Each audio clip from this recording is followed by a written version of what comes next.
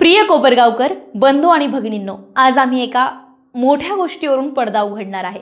गेल्या दीड महिना तुम्ही अनेक प्रचार ऐकले आणि आश्वासने देखील ऐकले। अर्थात ते काही आजचं नाही, काय मग ऐकतो आपण। आपल्या कोपरगाव शहराला समृद्ध वारसा आहे, इतिहास आहे आणि भूगोल देखील आहे। ज्यांना आपला इतिहास ठाऊक असतो ते भूगोल बदलण्याची क्षमता ठेवतात, असं आपण सर्व कोपरगावकर आहोत। मी निपक्षपणे आज मत मांडणार आहे। आपल्या नगर परिषदेची निवडणूक आता काही तासांत संपणार आहे। आपण मतदान करून पुढचे 5 वर्षांचे आपले भविष्य मतपेटीत कैद करणार आहोत आणि हीच ती वेळ आहे जी तुमच्या माझ्या प्रत्येकाच्या सद्सद विवेकबुद्धीला समोरून आपला निर्णय घेण्याची।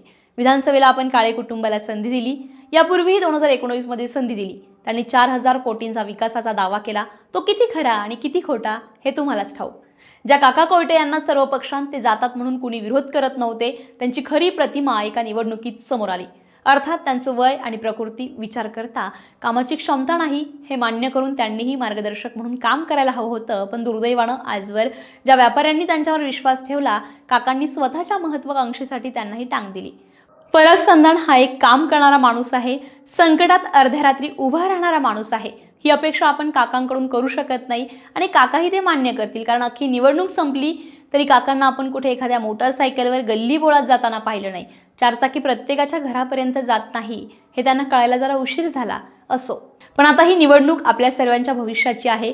विवेक कोल्हे यांच्यासारख्या एका नव्या दमाच्या नेत्याला रोखण्यासाठी चोहोबाजूंनी घेराबंदी झाली आहे। एक नवीन मुलगा ज्याला देशाचे गृहमंत्री अमित शहा ताकद देत आहेत हे पाहून कुठेतरी अनेकांना त्रास होत असावा, म्हणून षडयंत्र करून काका कोयटे यांना उमेदवार केलं गेलं हे काही लपून राहिलं नाही।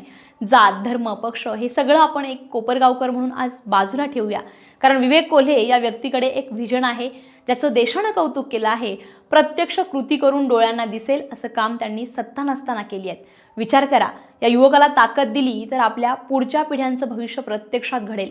4000 कोटींसारखे फ्लेक्सवर राहणार नाही। त्यामुळे आता वेळ आहे एक नेतृत्व उभारण्याची, जे भविष्यात राज्यात आणि देशात आपल्या कोपरगावचं नाव उज्ज्वल करेल।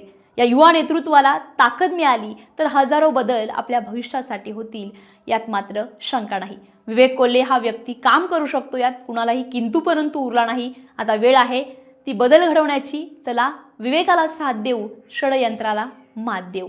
धन्यवाद।